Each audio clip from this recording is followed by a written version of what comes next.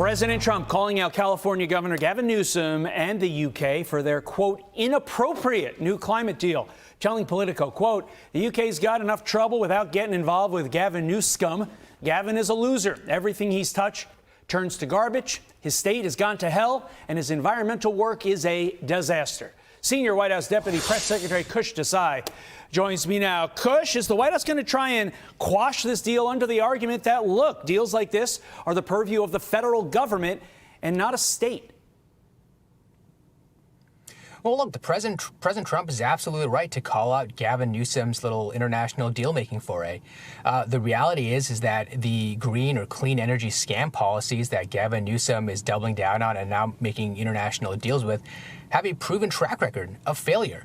Under Joe Biden, these policies caused energy prices to increase 30% over the course of 4 years, when the Biden folks were strangling the oil and gas and clean, beautiful coal industries with burdensome regulations, when they were pushing unaffordable and unreliable wind energy. And so, we're seeing a clear dichotomy here where the red states who are doing the right thing, who are following the president's lead, who are embracing his drill baby drill agenda, are seeing lower energy prices. They're seeing gas prices hit, $2 a gallon.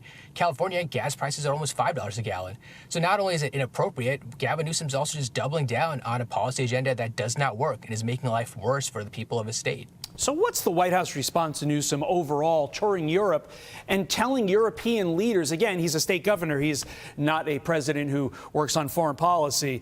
What do you think of him taken to the foreign policy stage and saying, look, Trump's shakeup of transatlantic relations and climate policy is merely temporary, implying that, hey, I'm going to be in office soon and I'm going to change whatever Trump does? Your response? Well, look, I think Gavin Newsom should focus on fixing the problems of his state, where he should be cutting taxes and cutting regulations and lowering crime. And instead, he's doing the exact opposite. When you have businesses, when you have people, millions of people fleeing the state of California because California has become so unlivable thanks to Democrats like Gavin Newsom, the absolute last thing you should be doing is, frolicking around in Europe trying to campaign or audition for president.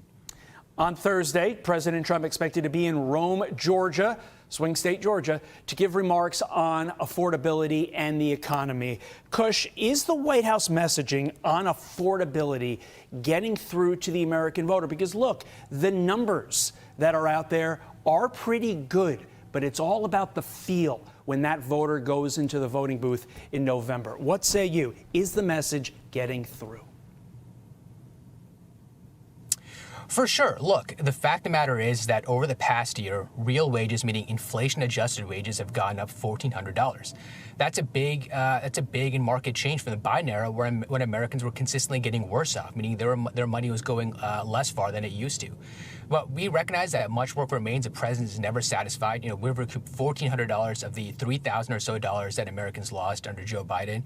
So there's still much work that remains, but we're on a positive trajectory here. Economic growth is skyrocketing. Trillions in investments are materializing, creating jobs and raising wages. We're seeing our trade deals continue to take effect. Our tax cuts, no tax on tip, on overtime, on Social Security, just now creating the largest tax refund season in American history. So we're focused on continuing to implement the president's agenda that has a proven track record of raising economic growth, of lowering even wealth and income inequality in his first term. And so as these policies take effect, we're going to see real wages continue growing, meaning wages after inflation continue growing, and we're going to see the American people continue getting better off. And that will be very helpful to Republicans come the midterms. White House Deputy Press Secretary Kush Desai, thank you very much.